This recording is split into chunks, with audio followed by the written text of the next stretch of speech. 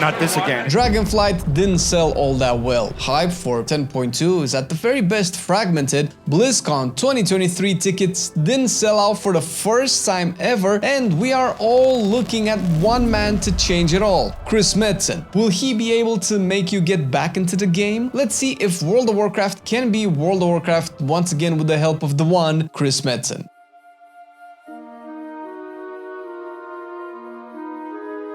It's no secret that the Warcraft universe is more or less Chris's baby. One of the things we always thought was a good idea is holding on to the more traditional fantasy archetypes, because that's what most people kind of glom onto. You know, it's that familiarity of dwarves and elves and magic rings and things that kind of define what fantasy is. And during the years he worked at Blizzard before retiring, he led the main narratives for all of Blizzard's IPs. Characters like Arthas, Thrall, Jim Raynor, Kerrigan, Varian, Tyrael were born from his creative mind. You have to remember that Metzen was Senior Vice President of Story and Franchise at Blizzard, meaning that he never got into the nitty-gritty details of each narrative. In the War of the Ancients trilogy, the first book, Richard had created a character named Hakar. I think it was Hakar the Houndmaster, if memory serves. Pretty cool demon character, who's one of the agents of the Burning Legion. And I think what happened, which happens more often than I really want to admit, it was just such a cool name. It was just kind of jumbling around in the hard drive. And when I went to jam out Hakar the Soul Flayer, Hakar, I'm a genius, you know? These guys roll me on that like daily, right? Like, dude, you know Luke Skywalker's already taken, right?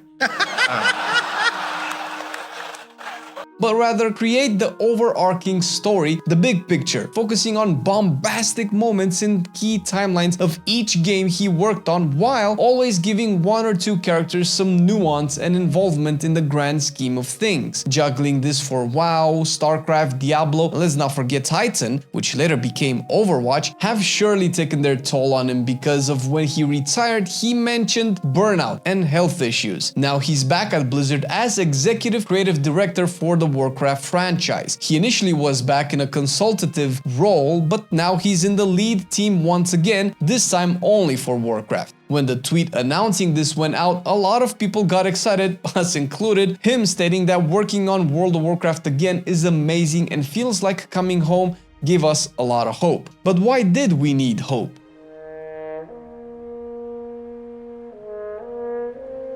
Let's face it, Shadowlands did irreparable damage to the game. Blizzard's lawsuit did irreparable damage to the company, which in the past was so highly regarded. It basically could do no wrong. Dragonflight was amazing in so many ways. It removed all the things we hated in BFA and Shadowlands, but the salt and pepper were missing. You couldn't really put your finger on it, but for as much fun you had with the game technically, the more you felt this weird vibe that it's just not Warcraft anymore. Everybody's talking about this obscure Warcraft feeling that is somehow missing and has been missing for a long time. Metzen's last involvement was with the BFA launch cinematic, and you can clearly notice this as he was always for the big, jaw-dropping moments, regardless if it was within the game or carried through a cinematic. Legion was the last expansion he worked directly on, and again, you'd notice this. There were plenty of jaw-dropping moments, from Ysera's death, Illidan's story, to Sargeras plunging his sword into Azeroth. What did we get after his retirement? An initial giga hype for the opening of BFA with an annoying bait and switch towards the end of it, moving into Shadowlands, where, let's be fair, there was no big moment, and apart from Denathrius, there were really no memorable characters or interesting story arcs. The Jailer was probably the worst villain Warcraft ever had, who obnoxiously was placed as the master 5D chess player who orchestrated everything, including Arthas and the whole story of Warcraft 3. Dragonflight brought us a much softer vibe, almost too soft for a game that has war in its title, and a lot of folks felt it was a bit off. Apart from your hardcore players, the big majority of players are drawn in to play when they recognize an epic moment, a dangerous intrigue, or, let's face it, a familiar character. Dragons are cool, we love dragons. Dragons in Dragonflight were okay. And again, so far, there weren't any jaw-dropping moments. Chris Metzen always made sure that you got at least one scene or at least one dialogue that would either break your heart or fill you up with pride and get you pumped to carry on. The day-to-day gameplay in WoW is better than ever, but the context in which you play is not interesting or not enough to have you wondering what's beyond or what's next. It's in part our fault that we kind of made Chris a somewhat of a rock star. We loved his energy at past BlizzCons, we loved his conduct in interviews, and above all, we always wanted more from the context he and his team created for our daily gameplay. Why the need for hope? Because we are missing the feeling of wonder, excitement, curiosity, hunger to log in, to play every day, and it seems that a lot of us feel like Metzen is the one to deliver on that. Why care anymore?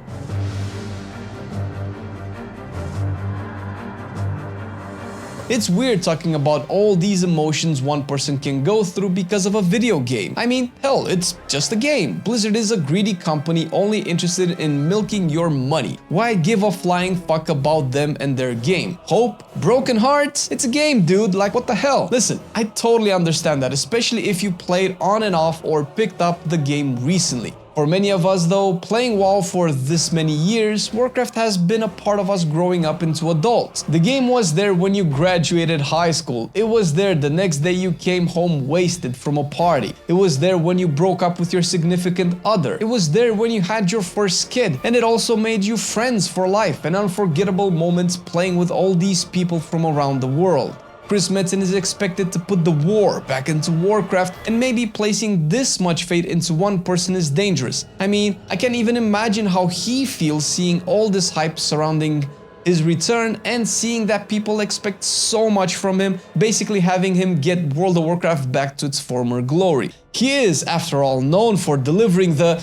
By the way, I am coining this rock and roll token fantasy. Chris loves big, dangerous looking orcs. He loves the idea of brutal warriors studying the light and becoming paladins. He loves spiky demons and all-out conflict as much as he loves a redemption story. But most of all, he loves culminating little stories into huge conclusions. Looking back at some of his original drawings and sketches, you can clearly see he was much more into the visceral elements of fantasy, even if Warcraft has always been on the lighter side in terms of its visuals. If anything, Chris proved that even in a relatively cartoony look, you can create unforgettable characters and stories, and they don't have to always be lighthearted or funny.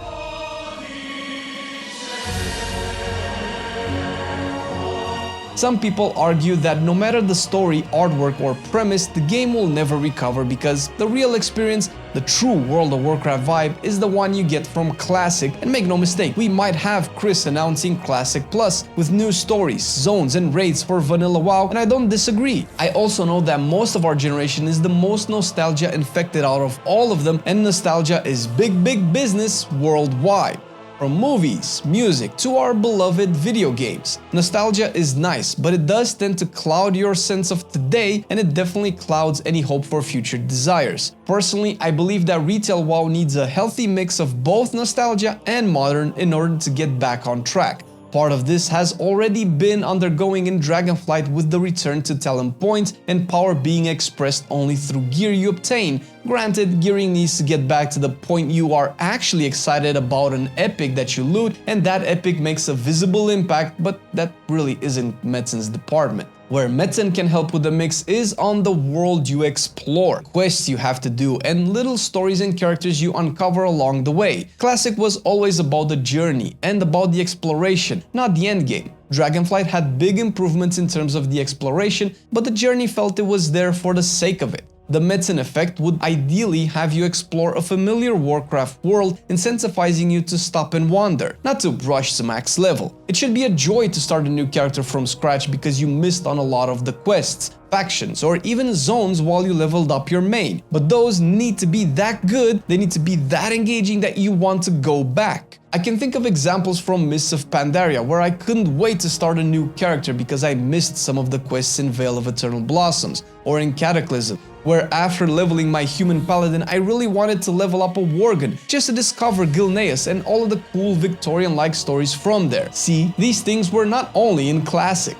You see, I see Dragonflight as a transition expansion, the beginning of a new age for WoW. They laid down the groundwork and put in what they could in terms of context, expecting to take a hit in terms of players coming back from Shadowlands, but having their most loyal be there helping with feedback and molding the game on what they notice and what the remaining community is saying.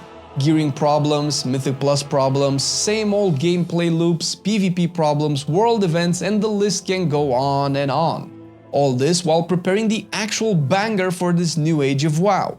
And who better to announce a banger and deliver on it than Chris Metzen? And the bangers are already hitting WoW in 10.2 with the recent reworked Vengeance Demon Hunter that you can check on our channel, where we go over everything that changed so far for Vengeance going into 10.2, making it maybe one of the most fun tanks you can play in the next season.